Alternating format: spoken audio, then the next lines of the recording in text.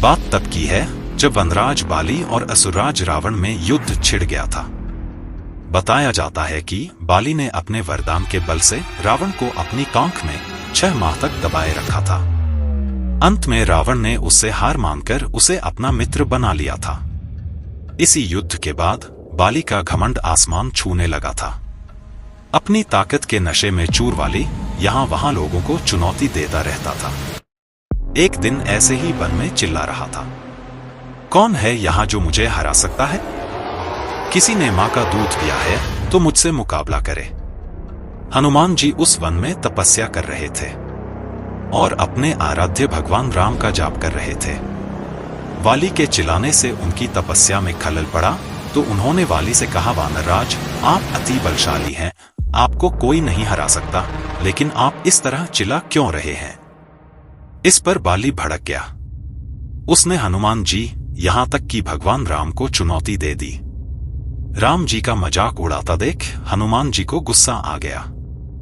हनुमान जी ने वाली की अगले दिन के लिए चुनौती स्वीकार कर ली। अगले दिन हनुमान जी युद्ध के लिए निकले ही थे कि ब्रह्मा जी प्रकट हुए।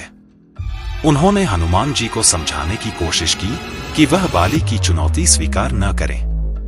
इस पर हनुमान जी ने कहा, प्रभु, बाली जब मुझे ललकार रहा था तब तक तो ठीक था, लेकिन उसने भगवान राम को भी चुनौती दे दी है, इसलिए मैं उसे सबक सिखाऊंगा।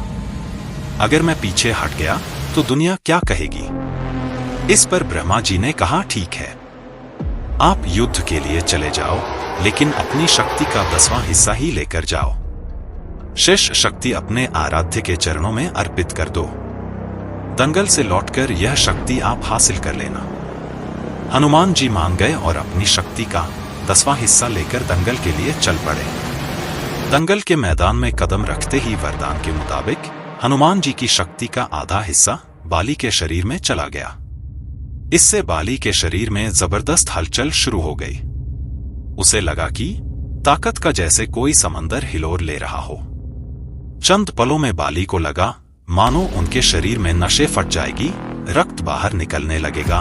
तभी ब्रह्मा जी प्रकट हुए और उन्होंने बाली से कहा कि तुम खुद को दुनिया में सबसे ताकतवर समझते हो, लेकिन तुम्हारा शरीर हनुमान जी की शक्ति का छोटा सा हिस्सा न सह सका। खुद को जिंदा रखना चाहते हो तो तुरंत हनुमान जी से कोसों दूर भाग जाओ।